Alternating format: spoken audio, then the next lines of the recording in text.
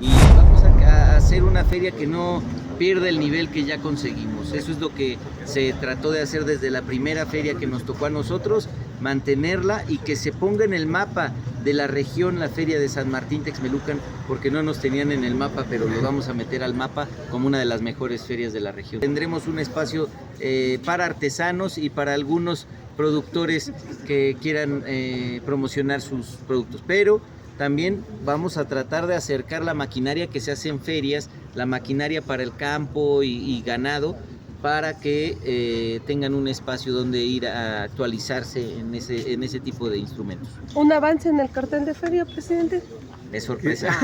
¿Se va a concesionar o lo va a organizar el ayuntamiento? Va a como ser tal? de manera conjunta. Ahora ya hay quien quiere invertirle a la feria de San Martín. Hasta desde que cuando entramos no había nadie que quisiera revivir al muerto. Nosotros nos encargamos de revivirlo y ahora ya hay quien quiere invertirle a la feria de San Martín.